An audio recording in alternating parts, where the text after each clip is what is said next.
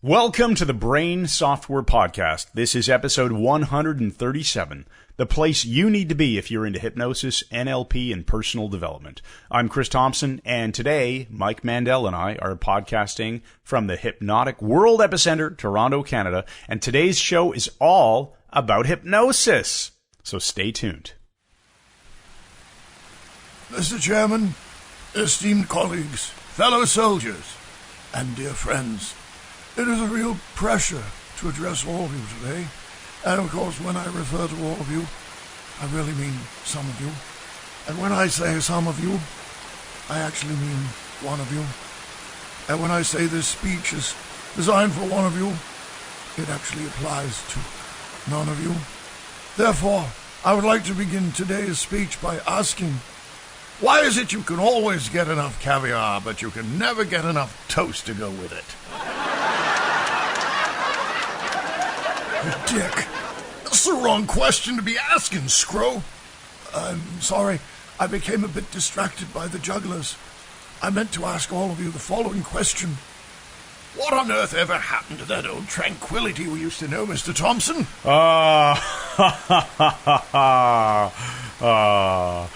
These are days of victory! Hello everyone, I'm Fritz Thompson, the CEO of Mike Mandel Hypnosis, but enough about me. Let's get right to it and welcome to the outer layer of the Hypnofrosticon. A man who went to a hippie-free school. Peace, man. A man who once worked the counter of a large burger chain. You want fries with that? And a man who once was a paperboy selling the Toronto Telegram. A draftsman.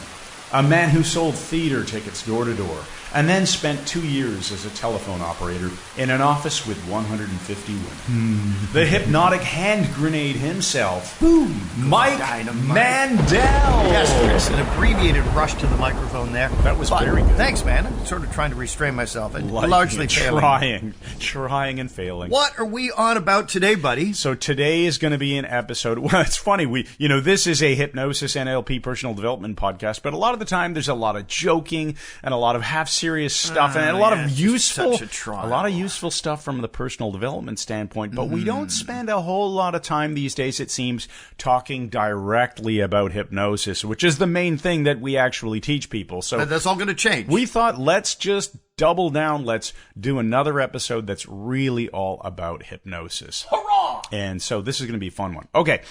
What are we going to do before that, though? We're going to talk about upcoming events. We're going to just focus on one. So if you're listening to this right around the time we release it, it should be the Friday that we are in London and we are at the UK Hypnosis Convention. So, hey, if you're listening to this and you're in London, come say hi. We'll be there. That's right. Probably. And if you're listening to it a few days later after it's come out, then it's gone. It's over. Anyway, the next major event we want to tell you about is the Architecture of Hypnosis Toronto. When we're back in Toronto, it will be November 18th to 22nd. That is a Monday through Friday. It is our flagship live training, 5 days of amazing, life-changing, hypnosis-building, communication-enhancing skill development. Yeah, man. And people come back and say they had changed lives. We put doctors, psychologists, psychiatrists, musicians, actors, teachers, anybody who can take this course and thoroughly benefit from it. In fact, we have a few spots left, and if you miss AOH, Architecture of Hypnosis, in November, you're going to have to wait until April. Spring 2020. Yeah, so our next classes, I'll announce it soon, but we will run a class in April. We will run another class in May.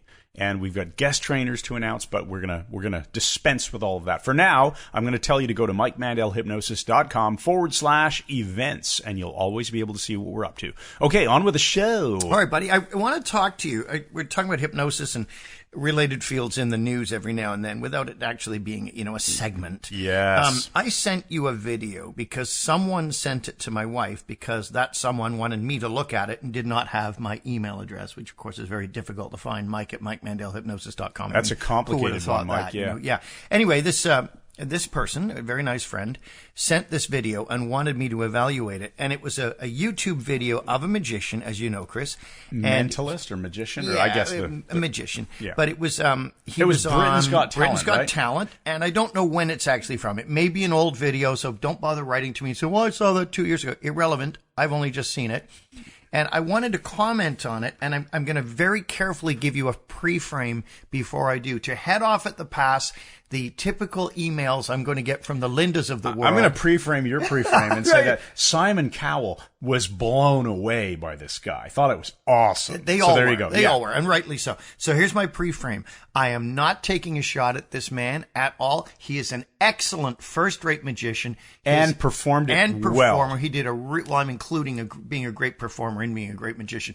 But he did a great job. The effects that he did were brilliant. It was original and clever. Now, having said that, what I found astounding was the application of Freddie Jacquin's, our friend Freddie Jacquin's amazing comment or observation that you can do hypnotic work by simply creating an emotion and giving a suggestion. Absolutely. And what happened on this was the guy, him and his wife went through a horrendous experience where their little girl, his wife was pregnant with their daughter. And the wife found out she had cancer. I mean, just a tragedy. And she went through chemotherapy while she was pregnant. And this was all on the screen. And the audience says, whoa, and very sad, very emotional, true story. Then the baby's born and everybody's all happy and the emotions of happiness come in. Right. And so he said, that is the real magic. And then he uses the infant who has recovered from this thing to be the revelator of all the predictions he's made working with the panel. Right. So he talks about what he's going to do. He does these 4 or 5 predictions that were really nicely done. So hold on, let me just break it down ahead. a little bit, just make sure the order is clear. So he comes up on stage and he talks about magic and says magic's Right. pretty cool. And he gets each of the judges to do something different. So one judge picks like a crayon randomly out of a box. One picks a card out of a deck. One mixes up a Rubik's Cube. And I can't remember one like word out of a picks book. a spot on a book. Yeah. And we're not going to go into the details on it. We'll put the video in the show notes. The fellow's name, by the way, is Mark Spellman. Yeah, excellent magician. Now, so then after all of that happens, Yeah. then he begins the emotional part, tells the story about his wife, his daughter, the chemotherapy, and then goes back to the reveal, right? So basically the story interrupts the magic. Yes. It's sandwiched in the middle. Yes. And it draws out emotion. So it draws out this incredible emotion about the trauma they went through, which was clearly a horrible thing. And everyone is just pulling for him and his wife to have this baby. Then they show he's had the baby, and then the baby reveals through different videos the things that he has predicted in advance. But what has happened brilliantly, and it may have been done in post-production, as you said, the music starts to come in to sway the audience, this emotional music, and it's cutting to people like crying in the audience and stuff. And then it switches to Coldplay at the end. Lights will shine. Yeah. And it is a near miraculous use of emotion, because all the emotion about him and his wife and their little girl, this lovely kid who survived and thrived, is then anchored to the effect itself and the revelation of what he's done. Mm-hmm. And they come out and ring the gold bell, and he winds up winning and blows everything away. So go ahead. You were going to comment there. I can tell you're champing at the bit. So while you're listening here, I just want to suggest you can either find the video by going to the show notes for this podcast episode on our website. Just go to MikeMandelHypnosis.com/blog or click the podcast link and you'll find episode 137. Or you could probably just go to YouTube and type Mark, it's M-A-R-C, Spellman, S-P-E-L-M-A-N-N. Just type his name in along with Britain's Got Talent, and I'm sure you'll find the video. Yeah. So you'll be able to see exactly what we're talking about. The reason we're bringing this up is it's a really beautiful example of trance creation and hypnosis in everyday and influence. Yeah, influence. It's not formal hypnosis, but it's hypnotic principles in action. Yes, and realize as well, as brilliant as his effect is with the different components, and it's beautifully done. Well done. So I don't want anyone saying that I'm taking a shot at the guy. I'm not. I'm applauding him. Mike, why are you taking a shot at him? Shut up, Linda. So anyway, The point is, if he just revealed the 5 things had been predicted from these 5 things he did, it would have been pretty strong. But to graft in the emotion of his child being in the womb during chemo and all of this and attaching it to the revelation, that's what made it stellar, even though the two are actually not related They're at all. not related at all. And like you said, if you take that emotional component out, the effect would just be really impressive and cool. Yeah. And really, it's just 4 or 5 different effects stacked together. Yeah. Each on their own would be pretty good, but not like mind-blowing. So stack 4 or 5 of these things together, stack an emotionally driven story in the middle of it, and you have magic. Real magic. That's the real, to us. He says, do that with your hands, Doug Henning. You have magic. Yeah, there we go. How do I get that off my frickin' screen, Chris? No idea. But it's irrelevant to the show. You're sliding your iPad over to me, asking you to solve your technical problems in the middle of a podcast episode. I admit I'm the CEO, buddy. I don't do technical stuff. Do, re, mi, fa. All right. Let's get on because we have Let's talk about hypnosis. One of the things that comes up a lot is Are we skipping the words think tank in words first. All right. We have to make sure we then apply it to the content. Okay, let's do it. So let's not just dispense with the think tank words. Let's get them involved. The first one, randomly generated noun, is corporal. What do you get with that? Leadership of some sort. Well, corporal is only just above a private, though. Yeah. Between a private and a sergeant. So lack of leadership. Yeah. Listen how slippery this guy is. Yeah. Well, it also comes from Can the you tell Latin. I don't know the whole military hierarchy? No, I can see you don't know the etymology of the words. Here we have corporal, which comes from corpus in the Latin, from which we get the word corpse, body, dealing with the body. Okay. So corporal punishment was punishing the human body. The body, yeah. When I was in school, they used to give people a strap. Yes. I mean, they had an actual official strap that was issued by the school board. I never got the strap. I was always able to sort of wheedle my way out of it. But it was terrifying. So corporal, what does that say now as far as hypnosis goes? Maybe we add the next word, shift. Yeah, let's keep going because I'm not getting anything that I can put into words quite yet. I got some thoughts. Okay, so shift. Things, obviously, they don't do the strap anymore. Things have shifted, the way people communicate, the way people tolerate. It's going south really fast. And then we the have third word is shipyard. So now the whole thing has become reduced to, there was a corporal, and then it sort of shifted away from the strap, and then he just went to the shipyard. Okay, so and just I laughed. don't have any. Yeah, let's actually just move on, and then let's see if this inspires us to. If you do Edward de Bono, you must apply it to the situation. We must apply. So corporal is the body. So now let's think in terms of not just how hypnosis affects regulatory the mind, bodies and stuff like that. Regulatory body. That's brilliant. The fact I hadn't thought of that. the American Medical Association and the British Medical Association both approved hypnosis for use in certain medical modalities. In the mid-1950s. In the 50s, like 53 and 55. Which I think makes it it stupid when someone says, I don't believe in hypnosis. Well, this is my I don't point. believe in dentistry so either. things are now shifting. Yeah. In that shifted. Hypnosis is being more accepted and more consideration is being given to it as an alternative treatment for things like that's good. Whatever, depression and weight loss and all these things that talk therapy or drugs don't necessarily solve. Yep. And hypnosis is being, in fact, I'll bring in one of the books that we've been reading. We've been talking about Rewire Your Anxious Brain. Yeah. I mentioned it in some emails. And I learned from that book, because I didn't realize this until I read it, a psychiatrist is not a therapist. A psychiatrist is a doctor that specialization is prescribing drugs for mental issues, things like that.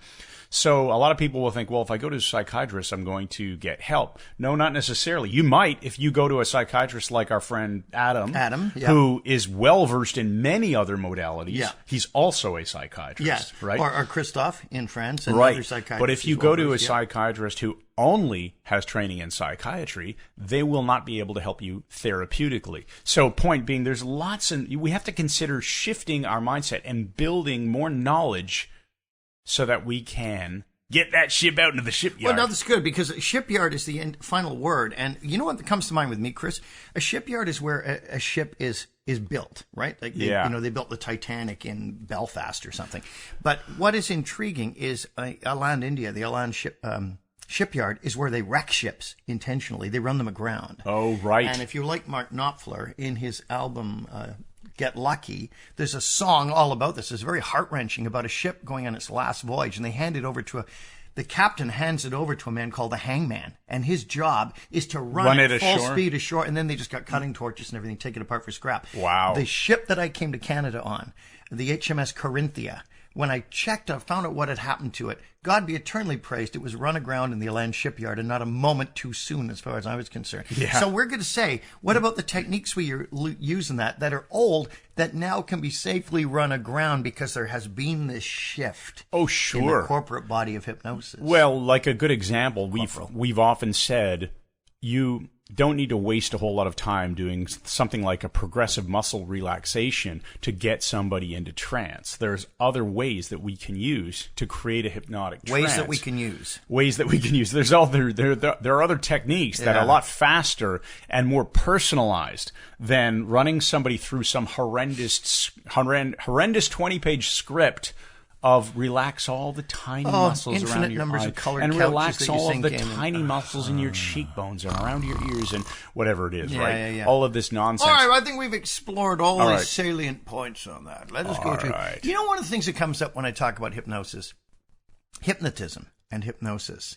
Yeah, are they the same word? Originally, they meant completely different things. Okay, so what do they mean now? So hypnotism is the science of inducing, maintaining, utilizing, terminating. Is it the science of or the study of? I always thought that hypnotism meant the study of. It is a science, though, right? Okay. So it is a study of, it's a science of, it's the art of as well. Right. Whereas hypnosis is the actual thing produced when one is practicing hypnotism. Right. Well, it's cooking versus food kind of thing. Yeah, pretty much. But what's happened over the years is, since the English language is a living language, much to my chagrin, giving us horrendous things like it is what it is and so on.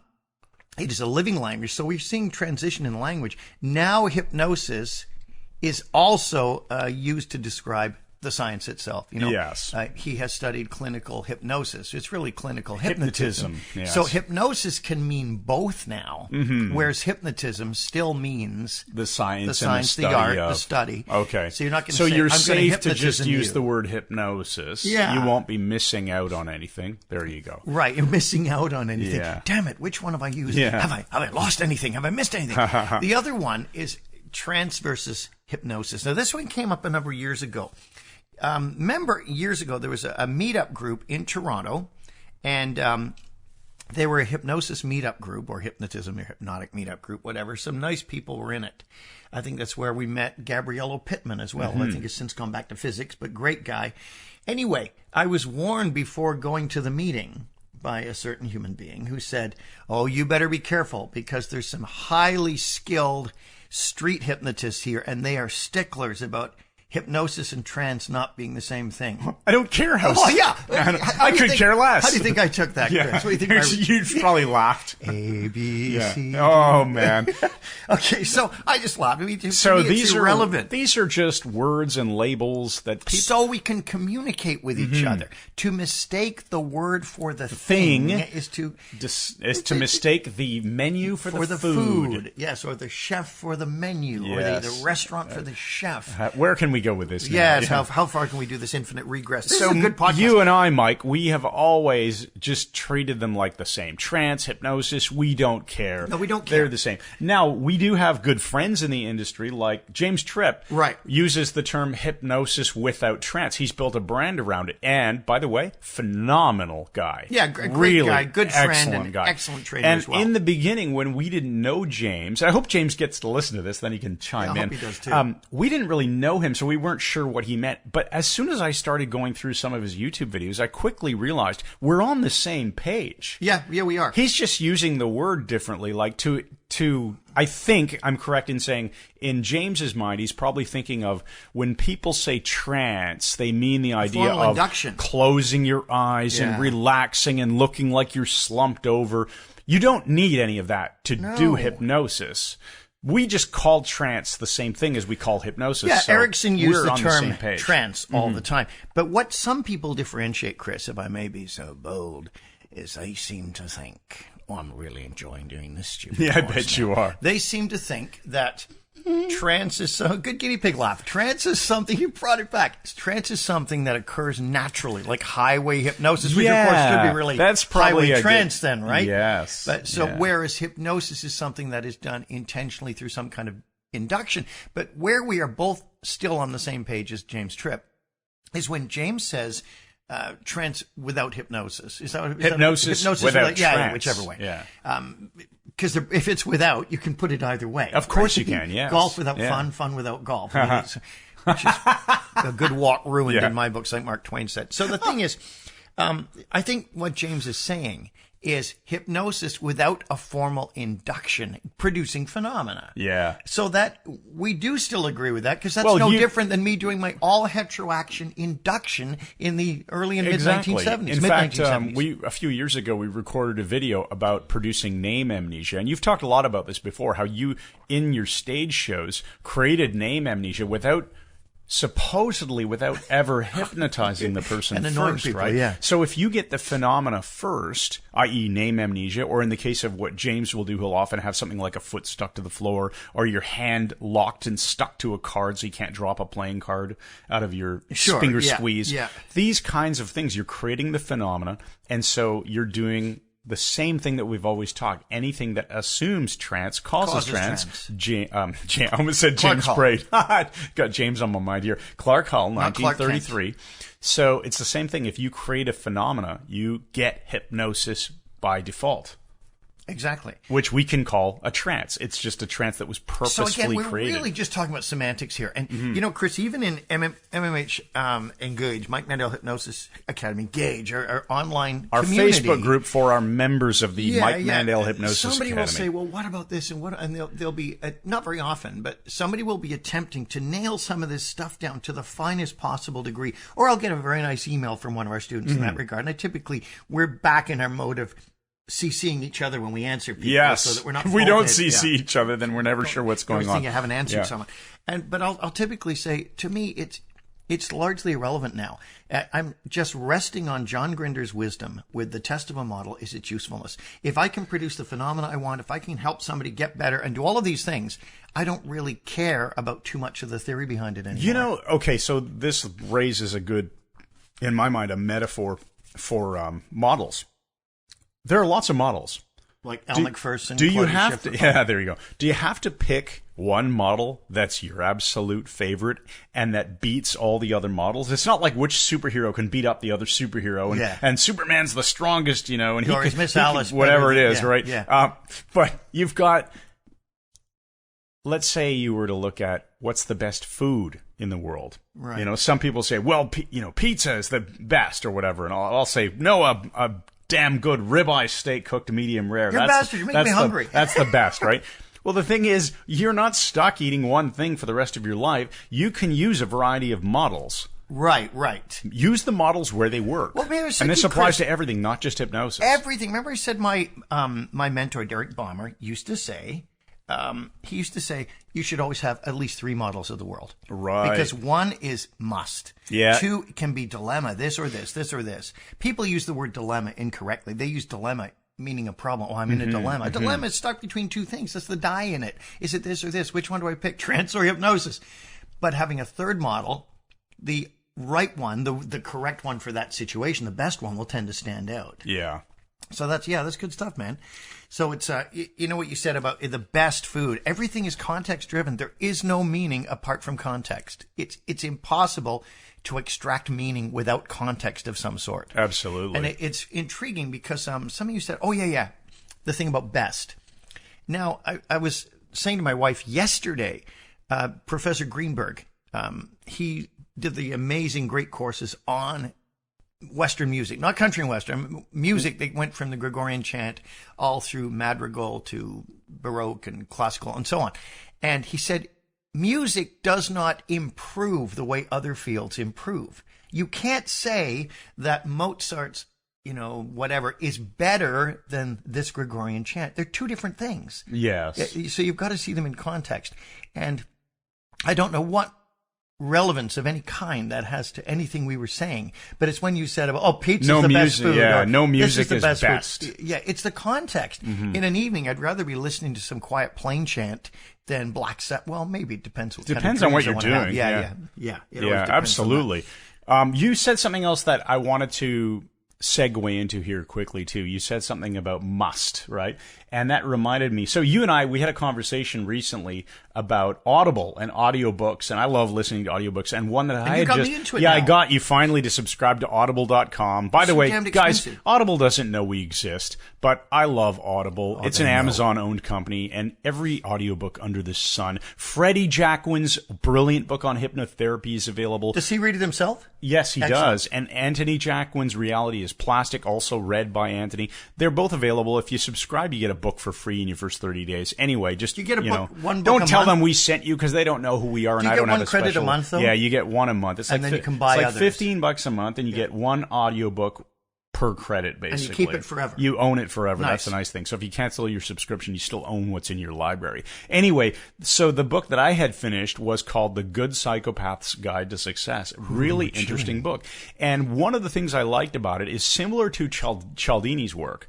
They brought in some interesting psychological studies. And one that I just wanted to mention here was this idea of what people say to themselves as an inner dialogue. And they did an experiment with a bunch of people in a room, and I get, well, maybe two rooms, I don't know, but group A, okay, and they were taught to say that I can't eat X. They wanted them to experiment with things that they would say to themselves about eating habits. So Okay. I can't eat, let's just say junk food or whatever it was. I don't know what they actually said, but I can't eat junk food. I can't eat junk food. I can't eat junk food. Group B said, I don't eat junk food. I don't. It's like a decision, like at a belief level or at an identity level. All right. But anyway, they did their experiment, and then they filled out a little survey about the experiment, which was a guise to make it look like, okay, this is now over. And they dismissed everybody. And on the way out, they had people basically being offered either a healthy snack or a chocolate bar. And the people who said, I can't eat junk food, I can't, something like 61% of them chose the chocolate bar. And a vast minority of the people who were saying, I don't, chose the chocolate bar. I don't chose? I don't. Language police. No, I'm Oh, saying I don't, comma. chose. Okay, didn't hear the comma. So the people who were saying I don't, as opposed to I can't, a limiting statement, I am unable to, right? And then it's the challenge. Haha, well, of course I'm able to. I'm taking the damn chocolate bar. Right. Whereas the people who just defined in their mind I don't. So the message that you tell yourself absolutely has an effect on your behavior. This is sounding like it ties in with autonomy again. Yeah, I can't. It sounds like exactly. someone else is putting this constraint. Now, remember, in this, the whole thing was set up so that the chocolate bar / healthy snack was just positioned as, oh, thanks for participating in our experiment. You can go now. By the way, take a snack if you want. They were interviewed. They filled out a survey. All this stuff was like the experiment was over in their minds. So that's why Just this like was interesting. the but it wasn't discussion really on over. hypnosis is over Yeah, here. there we go. Yeah. Anyway, so that, in a sense, that... Brilliant. How is that hypnosis or not hypnosis? Right. Because we are causing an effect at an unconscious level. I like the way you managed That's to sort why- of bail yourself out in the I last know, few I seconds when did. it was Thank you, Mark. really Thank going you. so far off the frickin' rails. Well, that's that why we're I'm the canceling CEO. The podcast. Oh, very good. Up to this point. So, yeah, that's true. So what the hell is this hypnosis thing anyway? You know, like, where do we draw the line and say someone is in a deep hypnotic trance? Okay. Obviously. Okay, I've got one for you that... This is just something that happened to me a few days ago. And it was like... Because I have never been in a stage hypnosis situation where I've had really cool, I felt like it was real to me. You know, all those situations where you describe, the next person who walks in the door will be Mick Jagger. Right. I've never had that happen to me. But I had a dream the other night. Uh-oh. And it was just a dream that in my town, you know the route that we take when we drive over to the restaurant for lunch? Colonel Bastards. And we turn at the end of King Street, Yeah. There's some new construction going there. Well, in my dream, as it turns out, I dreamt that this was going to be a Walmart. And so my wife and I are talking on the weekend, and she says something about I think she said something about the construction at the end of the street. And I said, oh yeah, they're putting in a Walmart. At that moment, Mike, I hadn't yet clued in that this was a dream. I just said it like it was real. And then I'm going, wait a second. That doesn't make any sense. Yeah. There's a huge Walmart already 5 minutes away, and in my mind, they were putting in a smaller version of a Walmart. Right, which that was would be equally closer. uninteresting. Yeah. It's in no logical sense whatsoever. And in that moment, as I'm explaining this to my wife, and I'm realizing that I've dreamt this, I clued in that that's the closest thing to hypnotic phenomenon that would match a stage hypnosis. Clarify type of that. environment. This is very interesting. All of a Do you know sudden, what I mean? It's actually become interesting. Yeah. Okay.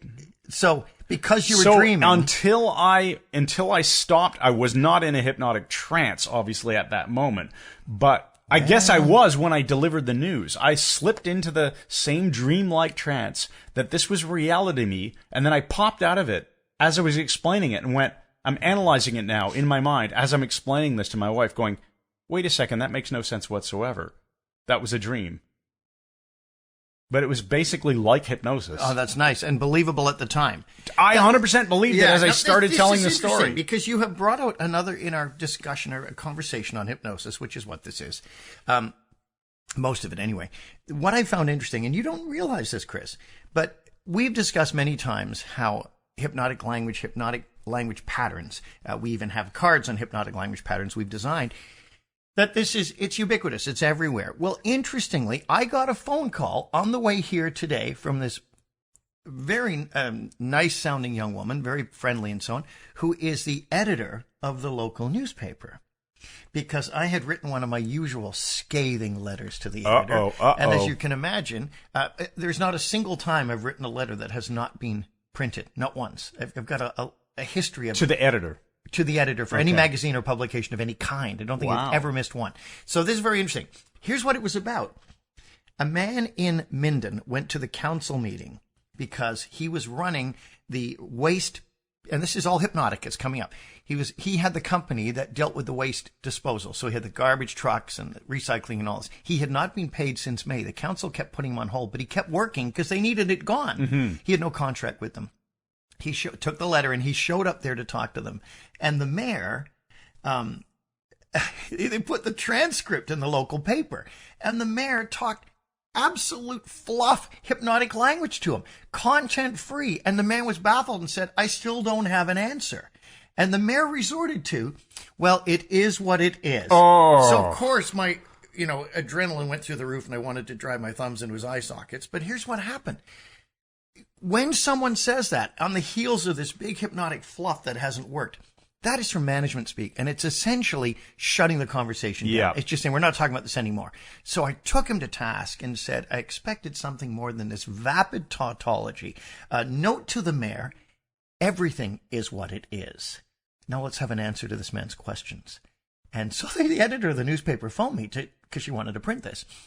What is intriguing to me was, if you read it in print, what the mayor was saying, you simply can't get your head around it. It's illogical, probably. I'm falling into the hypnotic language pattern, reading it, going, has he trained in hypnosis? Is this something all politicians just know by genetics or something? I don't understand. I think this is why hypnotic language, unless it's a metaphor, unless it's story, isn't very useful in writing, because you can stop and analyze it and go backwards. You can't go back and hear something again while somebody's talking to you, right? But as you're reading text, you can go, wait a second, that you have this natural urge, or I have a natural urge, to look at the so-called sentence that isn't actually a sentence and go, wait, what?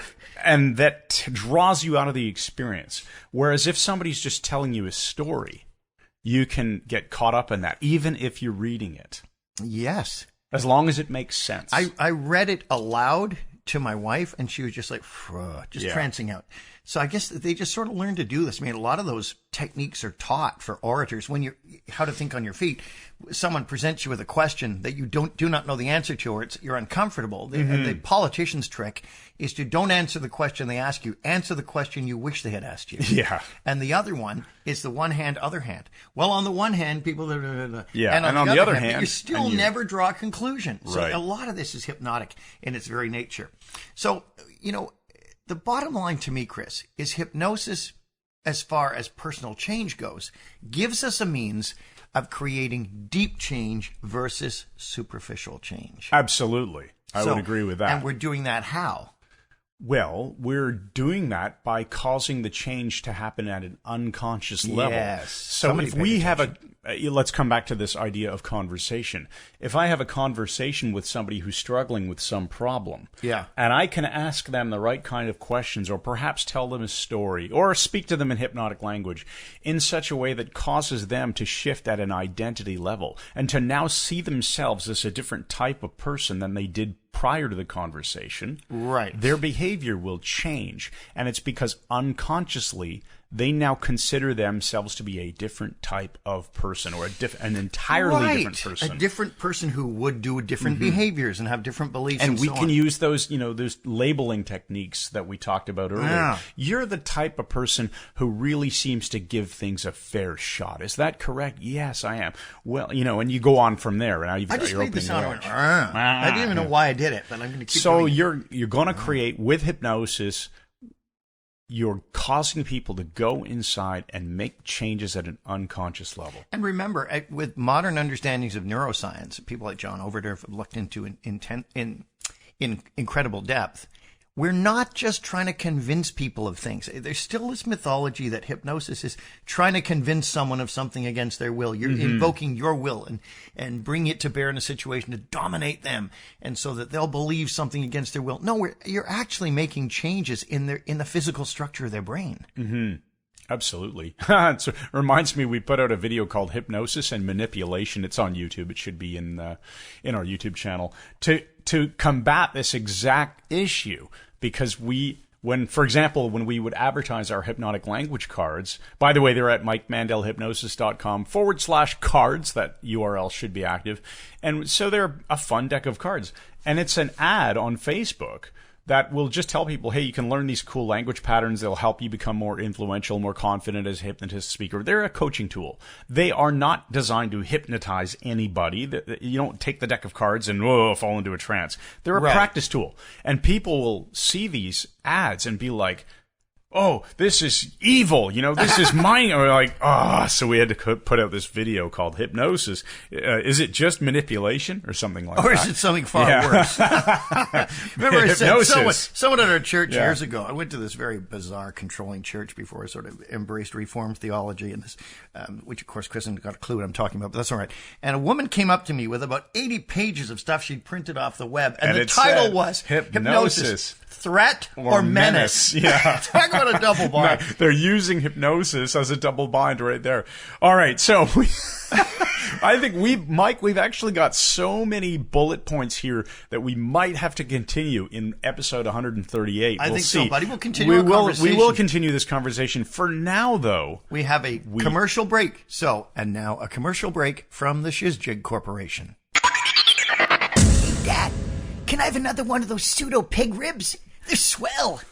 You bet, son. But don't eat too many. You don't want to ruin your supper. But, Dad, I thought this was our supper. Not a chance, Captain can't get it right. These are only an appetizer. We're going to follow the pseudo ribs with genuine vomitory-grade laser-washed beef-style near-meat patties. Here, have some shiz cola to wash down the sawdust. Thanks, Dad. Wow, this cola is great. I guess not many families get to eat this well, do they? Not a chance, Jogstrap. I make sure that all our food and semi-food comes from the Shizjig Mercantile Exchange. We may not eat farm animals, but we eat a lot better than other families do. These baboon-flavored, near-food-grade recycled waste sausages prove my point exactly. And what do you see on the ground around our picnic blankets, son? I don't see anything, Dad. That's right, Stevie Wonder. You don't see a thing. That's because all Shizjig food substitutes are 100% ant-proof. And that's because they contain not just pyrethrin, but Agent Orange, too. Wow, that's swell, Dad. Shizjig Corporation accepts no responsibility for genetic finger defects, low-flying planes, scooter accidents, or Silver Streak liver disorder. We have lawyers and money, and frankly, we don't care. All right, back to the show, Mike. Let's do a little bit of a wrap-up here. So maybe let's just hint at what's coming in the next. We're going to episode. talk about PGO spikes. We're going to talk about whether or not inductions are even required to change people. PGO spikes, by the way, are what scientifically are responsible for so-called instant inductions. Yes, and I want to look at what Gil Boyne did with them, and also Abi Faria, who was really the first person to use them. That's why we have Sean Michael Andrews, our dear friend, gives out those amazing challenge coins. He gave me one that's got Abi Faria on the back. So it's kind of cool. Yeah. Cool. And we're going to look at how inductions have changed and what trance is, and about learning about trance. We'll touch on self-hypnosis. We're going to see an interesting point I'd like to discuss in some depth here. How long does it take to make changes? Because Erickson did them over numerous sessions. His best subject became his best subject after 300 inductions, but Elman had far fewer sessions to get changes. And so we're trying to say, well, I think, that's going to be an interesting conversation because Milton Erickson was a researcher in many ways too, right? So he did tons and tons of case studies and wrote papers. Elman just fixed people. Yeah. Right? Isn't that the truth? So yeah.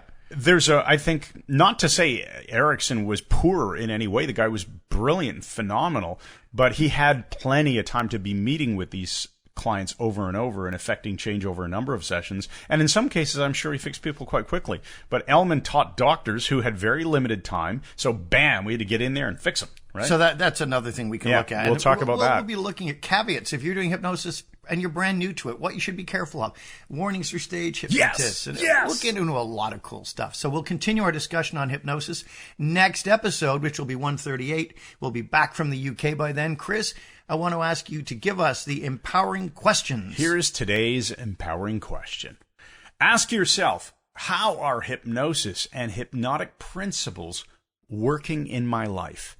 And what will I still learn in the very near future to be the best hypnotic communicator I possibly can? Nice. And the Meta-5 for today? The Meta-4 on steroids. It's called the Meta-5. I always tell people that, just so what's a Meta-5? It's even better. The Valentine's Day horror. Not St. Valentine's Day massacre. Chris, when I was in grade 2, I had one of the most traumatic experiences of my life. So I was in kindergarten, I was 5. So in grade 2, I would have been 7. Right in the imprint phase. We're vulnerable to all sorts of things. Oh. I was in love. I was in love with a girl in our class. Actually, in our school, but not in our class. I knew her from grade 1, and she'd gone to a different grade 2 class than me. Her name was Heather Gay, and I won't say her last name in case she's still out there and sues me or something. But not the Heather I'm married to, but Heather Gay. And lovely kid. I just thought she was the greatest girl on earth ever since Angela, my kindergarten girlfriend, moved away, and I was devastated. Oh, wow. And so Valentine's Day was coming up. And the teacher had arranged it so we could bring in Valentines for other students, write them. You know, you could buy these little packages and mom and dad would get, you write them and you don't have to say I love you, but, oh, you're my friend. Or if you really want to push it, you can put I love you. And in our classroom, Miss Maley had on the wall a cardboard box that she had decorated with newspaper and turned it into a mailbox. And as we brought in our Valentines, we would put them in this mailbox. And then on Valentine's Day itself, she would appoint one of the students, the little kids, to be the mailman and deliver them to everybody at their desk. So all's going well. We put them in. We're waiting for Valentine's Day. Except as I'm talking to Norman Yates, my friend, best friend at the time, who pushed my head into a tree, that's how we met, I realized, to my unmitigated horror, feeling like I was going to the frickin' electric chair, I have put not just one Valentine for Heather Gay in the box, but 2. And she's not in my frickin' class. So I had put them in with the bundle of them instead of keeping them up. And Norman Yates said to me, "You're gonna die when they read those names out." I remember being absolutely terrified. I should probably do some tapping around this. I'm getting stressed right now. And then Miss Maley gives them out, and the kids, giving them out to kids. And I just sat there on tenterhooks. And then he holds one up and goes, "Heather Gay." And everyone bursts out laughing and said, she's in a different class. Who wrote this? I put my hand up, and everyone, ha, ha, ha, ha, just read, mucho social embarrassment. And as I'm sitting there, I realized there was going to be another one. Oh, thank you, everybody, for listening. This has been Brain Software, episode 137 with Mike Mandel, and I'm Chris Thompson. Make sure you check out our website, MikeMandelHypnosis.com. We've got an ebook on the homepage for you. It's the Brain Software ebook. I think you'll like it a lot. And make sure you check out our live events page, MikeMandelHypnosis.com/events, so that you too can come to Toronto. Thanks again. And good night! Hey, Chris, I got a song I want you to learn. It's great. Listen, it goes like this. So what becomes of you, my love, when they finally stripped you of the handbags and the glad rags that your granddad had to sweat for you to buy? So what becomes of you? I'm not singing this to him. I'm singing this to Heather Gay. When they finally stripped you Thank you for of clarifying the that. handbags. No, there's anything wrong with it.